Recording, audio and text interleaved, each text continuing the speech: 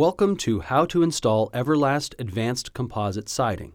This video will provide you with information on special procedures and best practices for the successful installation of Everlast. Everlast is a stackable advanced composite siding system that's engineered to provide significant advantages to siding contractors as well as homeowners. These advantages include fast and flexible installation, ease of cutting using standard tools, and no harmful dust to worry about. Everlast is lightweight and is handled easily by a single installer. The siding's secure, self-stacking horizontal joinery eliminates the need for two installers or a special tool to level the board on the opposite side. This feature makes installing Everlast panels as easy as stack it, butt it, and bracket it. And unlike other composite siding products, with Everlast you don't have to use the siding's factory end cuts, saving dramatically on material. Before starting on your Everlast project, be sure to check and adhere to all local building codes. Also, read all installation instructions for Everlast siding and the appropriate trim products. Everlast is designed for horizontal applications only. Never install the siding panels vertically. There are no specialty tools required to install Everlast. Standard woodworking tools are all you need. For cutting Everlast siding panels, use a fine-tooth vinyl or plywood blade. Most horizontal cuts can be achieved with a utility knife, using a score and snap technique. Only exterior-grade screws or nails should be used, such as aluminum, stainless steel, galvanized, or other corrosion-resistant fasteners. Number 10 siding screws, or electro-galvanized roofing nails, are most commonly used. The fastener head diameter should be 3/8 of an inch to 7/16 of an inch. The fastener shank should be a maximum diameter of 1/8 of an inch. The length of the fastener should depend on the thickness of the sheathing used. However, the fastener must be long enough to penetrate into the studs at least 3/4 of an inch. An Everlast seam bracket must be used at the butt joint of all vertical seams. The bracket and screws hold a course of siding together, causing the siding to float and move in unison. The screw's length will only penetrate the Everlast siding panel. Everlast is unique among composite siding systems in that you're not required to use a proprietary trim package. However, 3 Everlast color-matched trim accessories are available, consisting of a 3.5-inch outside corner, a 3.5-inch lineal, and a 1.5-inch J-channel. Also available are 6 cellular PVC trim accessories in matte white.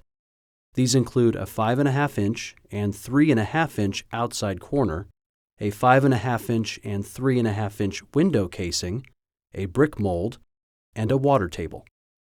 All pocketed trim should be installed prior to installing Everlast siding. If you're not using either of the Everlast trim packages, be sure to choose a pocketed trim package with a minimum pocket dimension of 3/4 of an inch wide by 5/8 of an inch deep. Everlast siding should never be butted to trim boards and caulked. If using routed trim boards, Everlast siding can be installed first. Proper surface preparation is critical to a successful Everlast siding installation. Everlast siding serves as a rain screen. It is not a waterproof barrier. Therefore, it must be installed over a quality weather-resistant barrier system. Properly flash all windows, doors, rake boards, chimneys, and other areas of transition between dissimilar materials. Plumb, level, and square the walls. Use furring strips as needed. When the material arrives on site, it must be stored on a flat, dry, and level surface. Do not store the boards in a vertical position. Also, please allow time for the material to acclimate to the ambient air temperature. Everlast siding must be fastened through the panel's nail slots and into studs. While the wall is exposed, mark your stud placement to facilitate fastening. You can also use the 8-inch on center nail slots located on the Everlast siding panels to locate studs. Once the wall is prepped, the starter strip should be installed. As with most siding installations, start at the lowest point of the structure and chalk a level line. Align the starter strip with the chalk line. Always leave a half-inch gap between adjacent starter strips and allow 4 inches from the end of the starter strip to the inside and outside corner trim. Since Everlast is a stacking siding system, take your time to ensure the starter strip is as level as possible. Everlast is a floating siding system.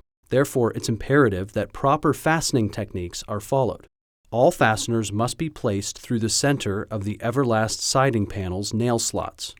These slots are located on the nailing hem. Do not fasten directly through the siding panel. Again, fasteners should be located in the center of the nail slot. Leave a 1/32 of an inch gap between the nail head and the siding panel. Make sure the siding panel is loose enough to move freely in a lateral direction. Install all fasteners straight and level. Fasteners must be spaced every 16 inches or into every stud across the entire length of the siding panel, and always butt adjacent panels tightly together. For the first panel of Everlast siding, stack the panel onto the starter strip, then slide the panel into the trim pocket at the inside or outside corner. You can start at either the left side or right side of the wall. Always leave a 1/4 inch gap between the ends of the siding panel and the inside of the trim pocket. Place fasteners the entire length of the siding panel through the panel's nail slots and secure the panel to each stud. When installing the second piece of siding and every subsequent course, always butt the boards tight and square. You can use the factory end cut or create your own 90-degree end cut. Do not use any caulk or sealant at the butt joint, and flashing is not required. Simply butt the boards together tightly and secure the seam with a seam bracket. All butt joints must be secured together using the seam bracket. Center the bracket on the butt joint and fasten all 4 screws through the bracket into the siding panels. Each panel should receive 2 screws. Only use the screws that come with the seam bracket. These screws will only penetrate into the siding. Do not use screws that will penetrate into the wall. Everlast seam brackets enable each course of siding to move together as one unit. This prohibits seam separation and allows panel movement to be managed out of sight, inside the trim pockets. As with many exterior building products, Everlast expands and contracts with changes in temperature, up to 1/8 of an inch for every 12 feet of length. If your Everlast project has a continuous course of siding that spans 60 feet or longer, the center of this course should be pinned by placing a fastener in each side of one nail slot. Pinning longer courses of siding ensures that the course will expand and contract equally in both directions. Keep in mind that the center of each course could change as the siding is installed around windows and doors. When pinning the siding, do not hard nail. The standard fastening method applies when pinning. When installing the last piece of Everlast under an eave, gable, or window, follow these steps. Measure and mark your vertical cut. Cut the panel horizontally using a circular saw, table saw, or by scoring the panel with a utility knife and snapping it along the score line. Before installing the last piece, using a utility knife, trim approximately 1/8 of an inch off the interlock on the back of the panel. This will allow for the top of the siding panel to be placed into the trim pocket and provide enough clearance for the interlock to pass by the nail hem of the course below. The last panel can then properly seat onto the interlock. To maintain the proper pitch of the last course, use a furring strip behind the cut edge and at all seams. This furring strip also works as a compression strip, holding the panels tightly against the front of the top trim.